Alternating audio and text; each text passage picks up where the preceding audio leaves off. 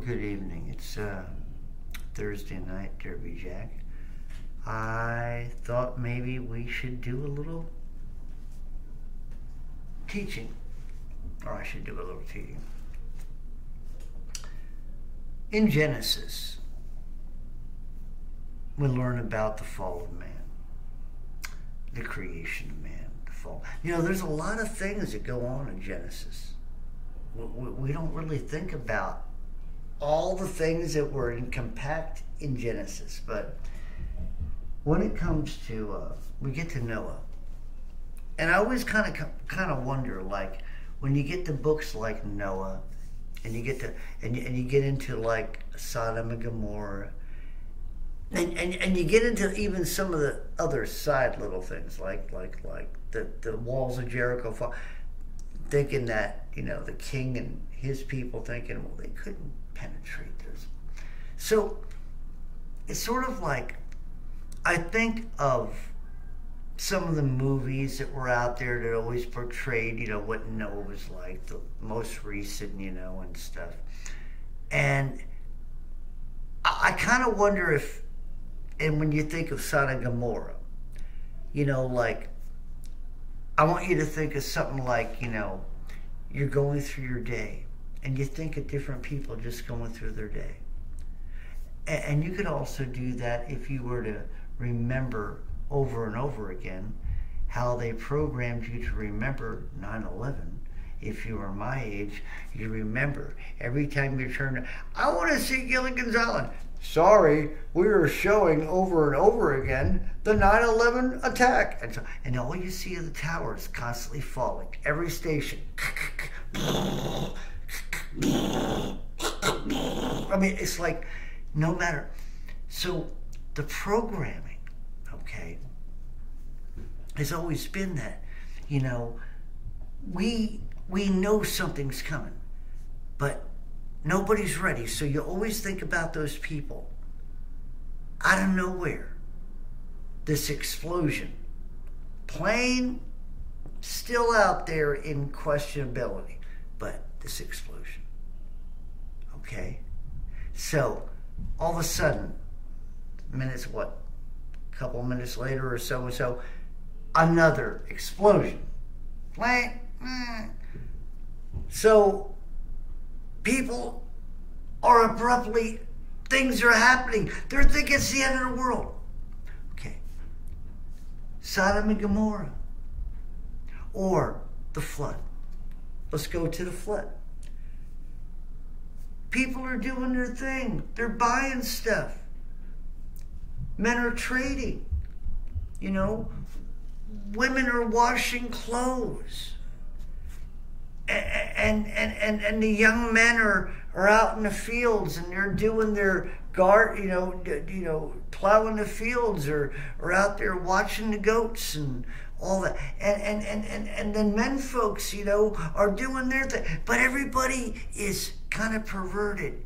Things are happening. There's giants. There's giants also. There's things out here the Bible's not able to tell us. Not that it's not wanting to. But it had other parts that, you know, let's not go there. You know what I'm talking about. Those people decided that they had the authority to take books out of the Bible. But anyway, here we go. So all these things are happening. And what's happening is that God is looking down. And it's like, he's not happy. He's not happy. But people are living their lives. Out of nowhere. Some of these people are innocent. They're not dealing with all the things that are out there. There are people having relations with giants, and giants having relations with younger. I mean, the perversity you just couldn't imagine. Don't even try. Please, for your own mind's sake, don't even try.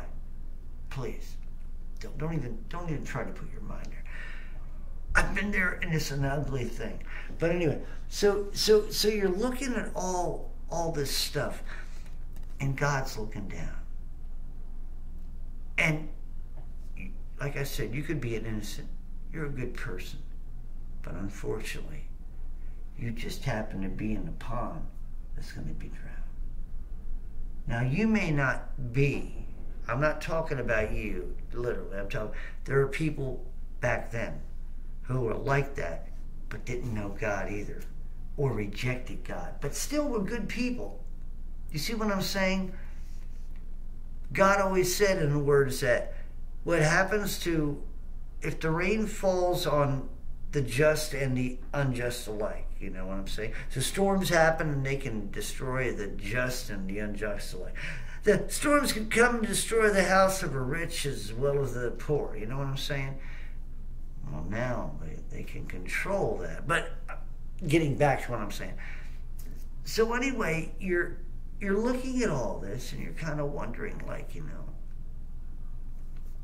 so what does that mean?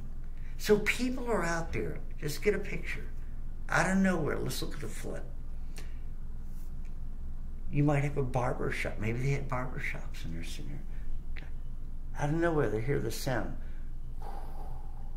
Rain's coming down. They're hearing this rushing. Because waves, and now things are happening. Water's coming up. Water's coming down. All of a sudden, things are crashing in. People are getting washed away. People are shopping. People are just having love recessions and buildings out of no. Everything's crushed. Giants are chopped to pieces and they're going here and there and to and fro and then everything is gone. Now let's think of Sodom and Gomorrah. Oh, I'm sorry. Are you still got some water in your ears? Okay, okay, are you all right now? I'm sorry, I know I had to take it. Can I pull you out of the water? Okay. Now let's go to Sodom and Gomorrah. Now, Sodom and Gomorrah. You got a lot of perverted people there. Sort of like what we got here right now. You know, the mother rapers, the father rapers, as Arlo Guthrie would put it, you know, and then you had the ones who were the transgender, wanted to be a male or female, all that, right? And see, they won't let me grow because I say stuff like that. But somebody's got to say it, right? So anyway, so you got all this going on, and you got a world going on crazy and all. So that was what's going on in Sodom and Gomorrah. When the angels came in, Job had the angel. He knew who they were, and so did the people. Really didn't know what they were, but they were beautiful angels. They had clothes, but there was something about them. Look at those faces, nice, clear, beautiful. They were males, maybe, I believe, or male type of angels. Remember, they can change metaphysically into the physical. They have that ability because the demons do it. The demons are what the angels have. They still carry the power, okay? We carry the Holy Spirit power, which the angels can provide to us when we need. That's a whole nother teaching. I have to go there later. But anyway, that's not here now. But anyway, understand. So we got Sodom and Gomorrah. So there are people even there who are innocent, going through their lives. And they're living in Sodom and Gomorrah. Nobody ever thinks about what's going on at that time. They just think about that side. Oh, a bunch of people who are trying to get to the angel. And then even in the church, they don't want to admit. Sodom and Gomorrah are a bunch of perverts. A bunch of transgenders and transsexuals and cross-dressers and goat rapers, and that was why it was destroyed. A bunch of perverts to the base nature you could ever get. Okay, the bottom of the bottom, the lowest of the lowest. That was what Sodom and Gomorrah and the other outer towns. Remember, there were other towns who were like Sodom and Gomorrah in the area of that province that got destroyed. Okay? You got to do your research. But, so they get this. Now, think about it. Fireballs are falling down. A mother's combing her daughter's hair. A father sitting there pulling up his son because he was disrespectful to his grandfather. And all of a sudden, a fireball comes down to the house. All of a sudden, everybody's dead. Fire everywhere. Lot and his family are being taken by the angels, the beautiful angels taking them. Lot's wife is still connected to we're going to a different teaching, just not that we are, but she looks back because she's still connected to my friend Agnes, and she's still connected to and she looks back and it's like she turns this pillar of salt, right? So we get to our world now. Let's get to our world now. Let's get to our time now. The time is clicking down. The world in which we know is changing. I'm kind of got the jitters and fearfulness in some ways naturally because I'm going to have to go talk to my banker tomorrow. I want to know what's going on because things are happening. Banks are closing down. I don't think my little bit of money is going to be safe there. I want to make more gold. I don't have a lot. I listen to my buddy Richie, and he's always talking about, I don't have 10,000. I don't have 12,000. I'm lucky if I got a couple thousand, you know. I'm not a rich man. I go day to day, but I trust in my Heavenly Father. But it's coming. The flood is coming. The hailstones are coming. Do you understand? Sodom and Gomorrah. These are the end days. For you all who say you're Christians, do you not understand this? Do you not comprehend what's going on? Do you not recognize the season? Have you not been paying attention? For if you say you are a Christian, why do you not understand? Why do you not comprehend what the Spirit is speaking to you? Do you have ears to hear? Do you have inner ears to hear what the Spirit is speaking to you?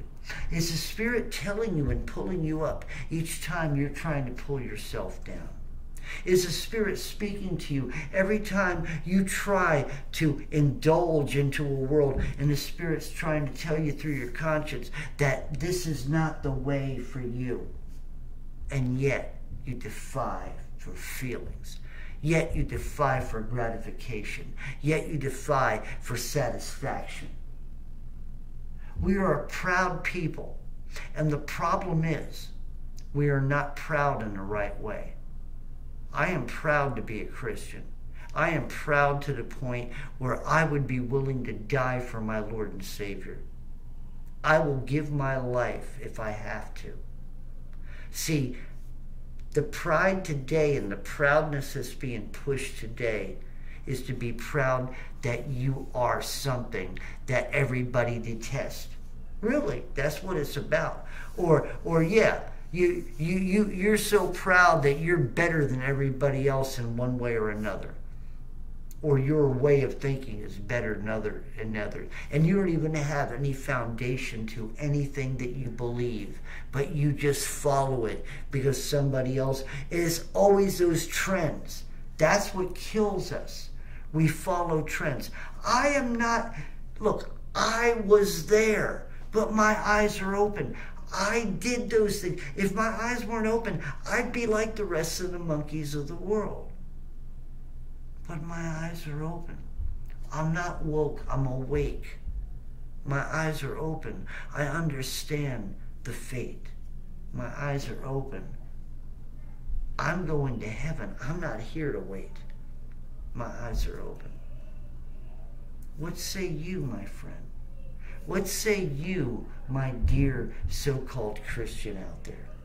You who go to church, you to have that real nice minister. He's like a teddy bear. He's the type of guy that, you know, you can just buddy up with. He might be a young guy, and a young minister, you know. He hasn't had all the markings of a minister, though. I've been there. I've been trained as a minister. And as you can see, I'm not the minister type. I consider myself Derby Jack Ministry. But the thing of it is, I'm not that type of minister. I'm not going to be here until everything is going to be okay. You just trust in old Jesus. You trust in Jesus, and everything will just be fine. If you just believe, what the hell am I doing? What have I just told you? Where is it going? I have never given you anything to anchor to. I just told you to believe. Think about what I'm saying now. So these are what these ministers do on television and all that. Think about what I'm saying. So they got no anchor. But you sit there and you're like, I want to tell you about Jesus. And Jesus did. Jesus. But they got no anchor. We get to Joel Osteen.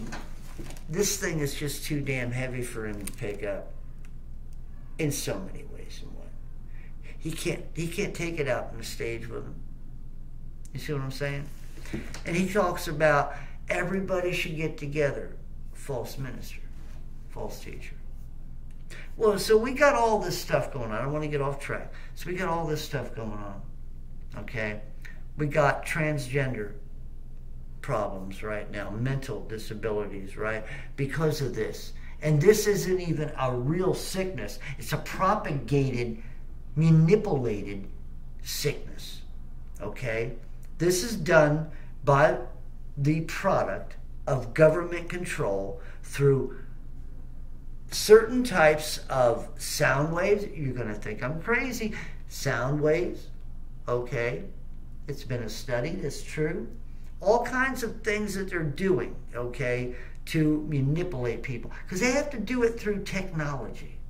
See, Satan cannot do anything on his own. And his demons can only, get into certain people's heads. But for them to be able to possess certain people, they have to be people who can do things. So most demons will possess those people who can do things for them. You see what I'm saying? For the agenda. And what the people think is that they got an agenda. So you got two agendas going. One is the leading agenda, which is behind the scenes. Then you got this agenda, which is above that scene, but yet is an agenda behind another scene. Does that make any sense to you? I hope it does, because I really thought that out. But so anyway, you got all these agendas. You got the spiritual agenda. You got the natural agenda, which lines up with the spiritual, because the spiritual is guiding the natural, because it's got agents in it, because they possess these certain people. Got it now? So, now it goes down the line. So we got all this mishmash of identities, all this mishmash of control and what's going to happen. But yet, they don't seem to understand that no matter what they're going to do, it's still God looking down, watching it all. But anyway, so people here are doing their thing. People are going at nightclubs. Okay? Me, I'm going to work. I'm going to have to make sandwiches again. What if tomorrow I go to work? Another day, I wonder if I'm going to have to be able to stay all day, or if I'm going to have to, well, hopefully the kid comes in, I don't have to holler at him and threaten to fire him like I always do. And other people, going home, waiting for their kids to come home from school. People driving home, 5 o'clock. Other parts of the country and other parts of the world, it's getting dark. People putting their kids to bed. You got people out there scheming. The bloodline's still working. The demons are getting angry. They know it's getting time. But all of a sudden, they don't know how. They understand the season. But like the rest of us, and like the angels, and like everybody except God himself, they don't know that time. But we know the season. But all of a sudden, what if tomorrow's that time?